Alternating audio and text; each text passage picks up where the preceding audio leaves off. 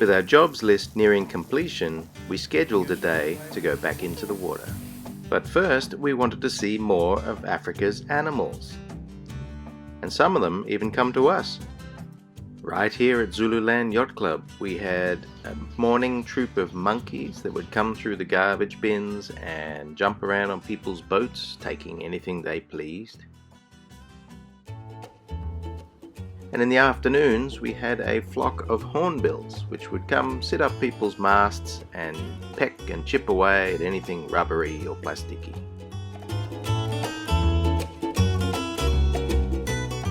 In the marina itself, there was a sign warning people of not swimming because of crocodiles and hippos.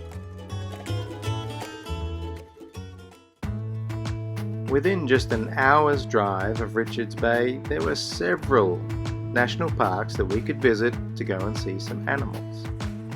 So we did a couple of day trips like this.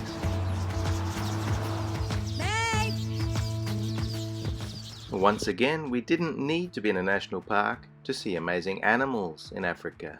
Check out these yellow weaver birds on the side of the highway. Can you imagine how they make this? Ooh.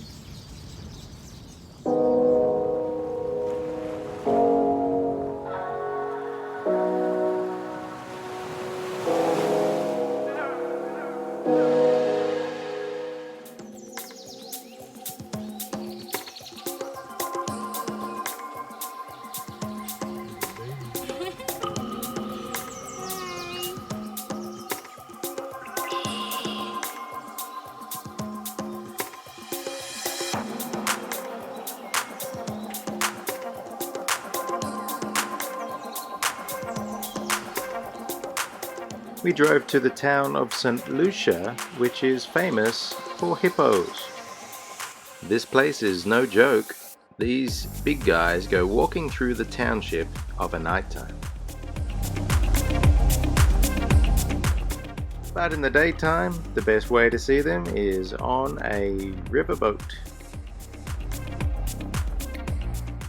On the bottom, they also can't swim. So when they come across deep water, they go to the bottom of the lake, walk along the bottom. If it is deep for too long, they'll push up with their legs, breathe, back down, carry on walking. We're averaging about 3 minutes under the water. It is 15 kilometers an hour. That would be hot.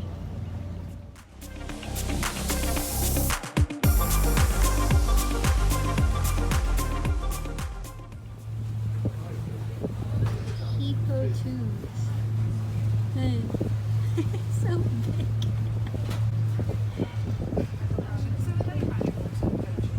There's a dead hippo on the shoreline and with some crocodile around it. Crocodiles are in the water.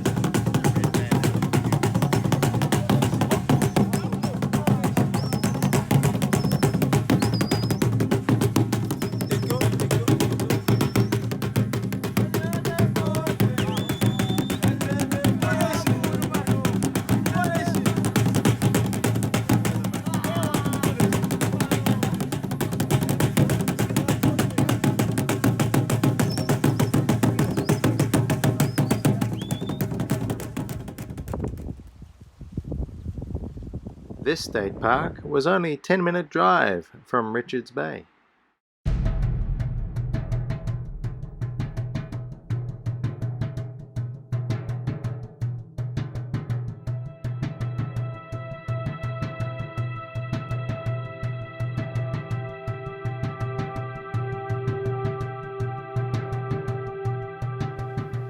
After following the strict rule of never leave your car, it felt a bit uncomfortable walking these trails.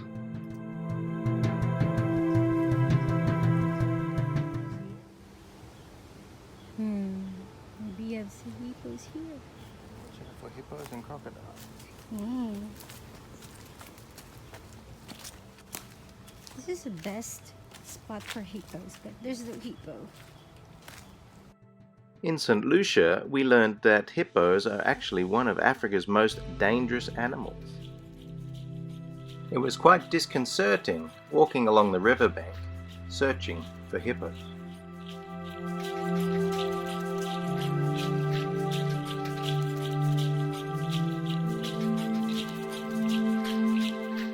We didn't hang around long though. We had to get back.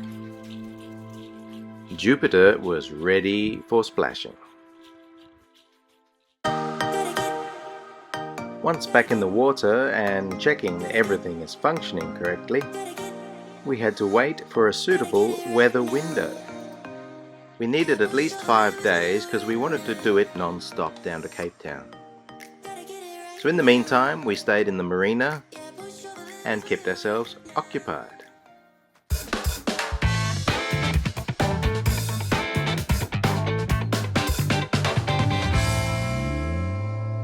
Hi, welcome to Jupiter's Galley. We've decided to get real healthy and we're buying organic wherever we can and free-range meats and dairies. So I've been taking collagen broth or bone broth to try and for my joints. I've got a bit of a bad back. I want to make a nice juicy cartilage and joint. So we bought beef bones from the free range store with nice big marrows in them. That's where all the goodness is. And just put it in a pot. Cover it with water, salt and pepper. What else we got? Crushed garlic. And a tablespoon of apple cider vinegar. None of that. We'll just put in some all season mix veggie stuff. It takes minimum 2 hours to cook, but better up to 48 hours to get the maximum nutrients out of the bones. So hopefully the power lasts. The marina has brownouts here all the time, but anyway, we'll try and keep cooking for the next 2 days and then get into this yummy bone broth.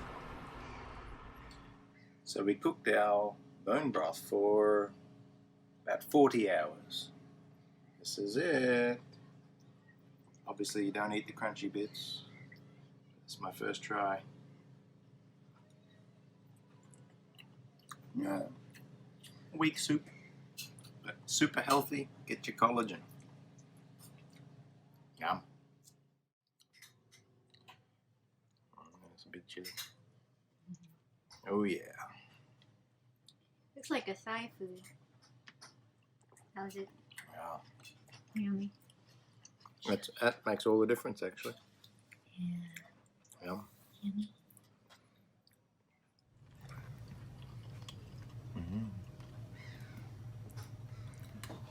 Can you give me some, Lee? What? Give me some. No, it's for me. It's for my health. So can you just eat for me?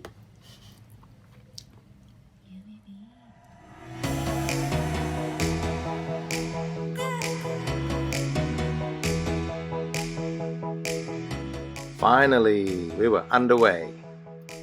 We wanted to try and make it all the way, so we needed about 5 days of clear weather. The forecast for this weather window said that we would have a day or two of rough weather followed by calmer conditions. It turned out to be a great sail.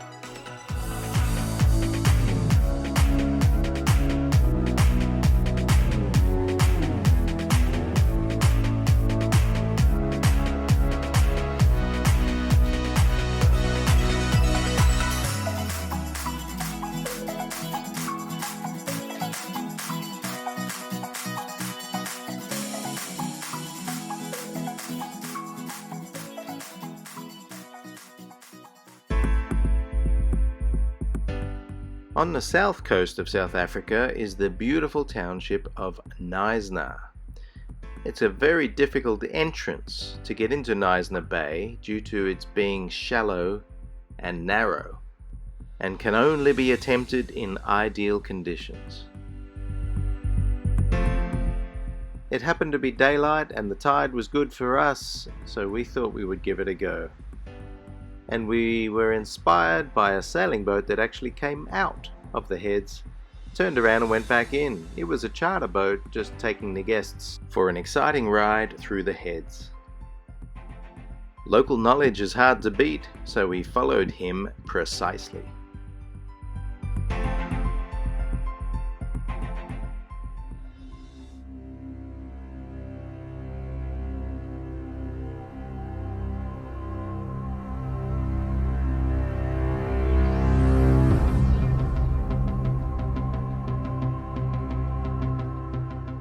The entrance was a little scarier than I anticipated.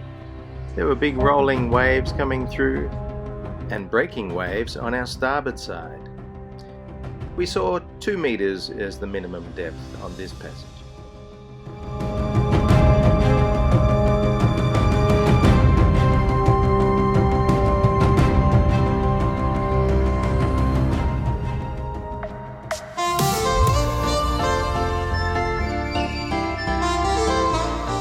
But once inside, it was another world.